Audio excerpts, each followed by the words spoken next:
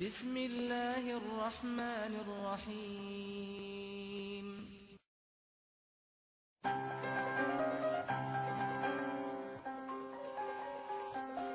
This course comprises a book entitled Persian Language Teaching. In Persian, آموزش زبان فارسی.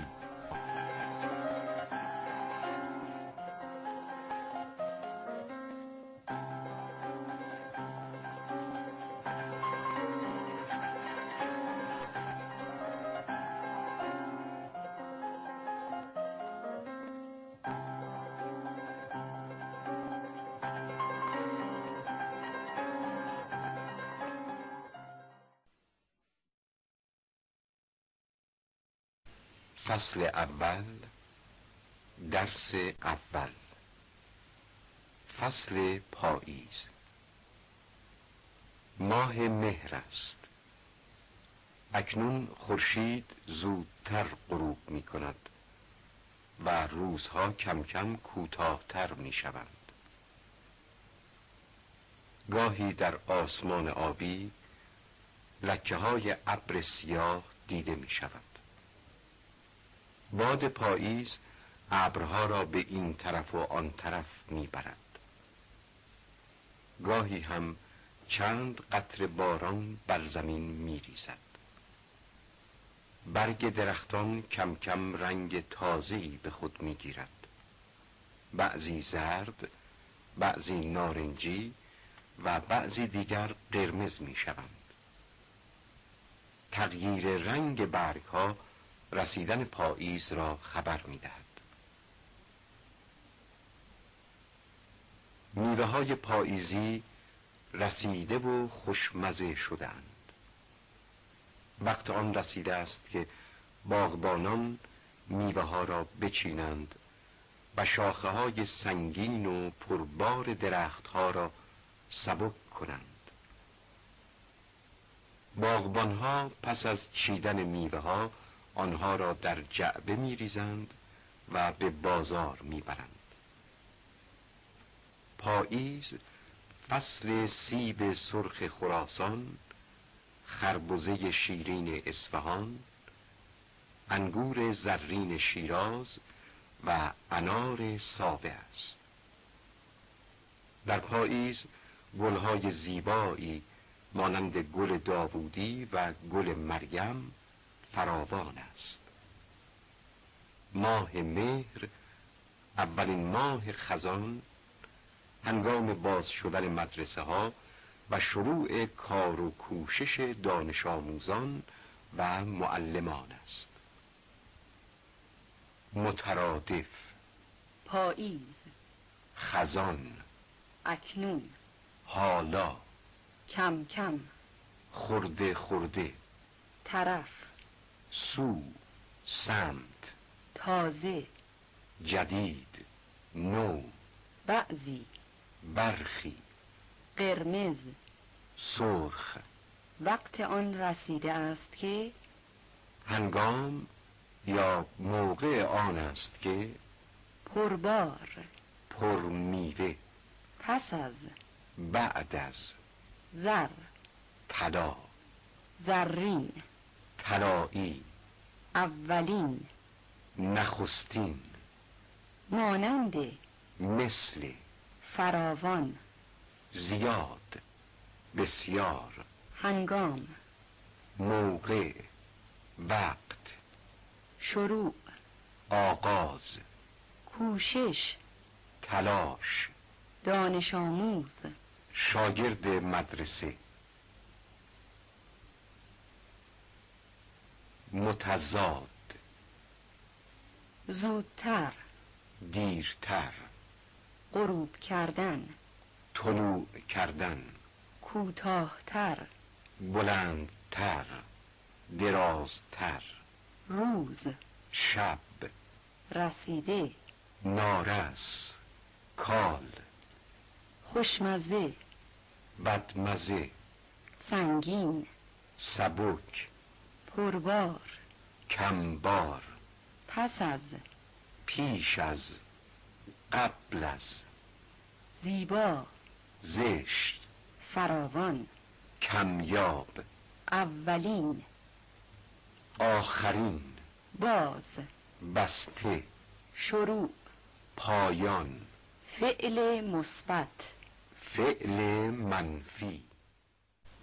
کلید تمرین یکم. باد خزانی ابرها را به این سو و آن سو میبرد. برگ درختها خرده خرده رنگ جدیدی پیدا می کند. حالا هنگام آن است که باغبانها شاخه‌های پرمیوه درختان را سبک کنند.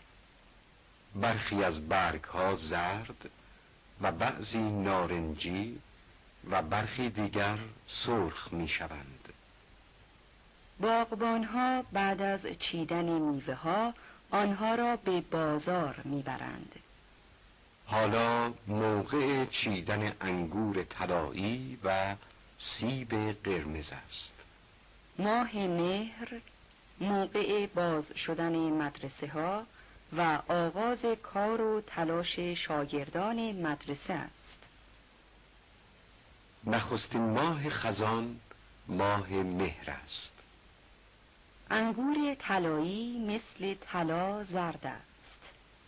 در فصل زمستان شب درازتر از روز است. کلید تمرین دوم. 1. اکنون خورشید دیرتر طلوع می کند. 2. در فصل پاییز شبها کم کم بلندتر می شود. 3. میوه های پاییزی نارس و بدمزه نیستند. 4. در فصل پاییز شاخه های درختان سبک و کمبار نیستند. 5. گل مریم زشت نیست. 6. در فصل پاییز میوه های نارس و بدمزه کمیاب است. 7. پایان دراز شدن روزها ماه مهر و آغاز آن ماه دی است. 8. ماه مهر آخرین ماه پاییز نیست. 9.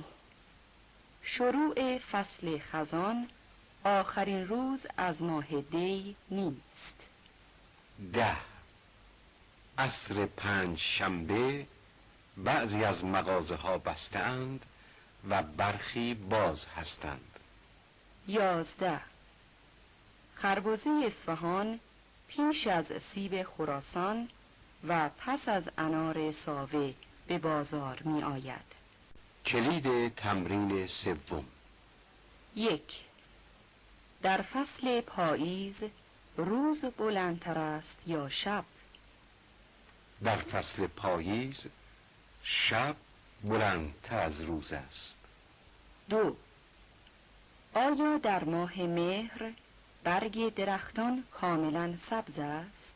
خیر، در ماه مهر برگ درختان بعضی زرد، برخی نارنجی و بعضی دیگر قرمز می شوند. 3.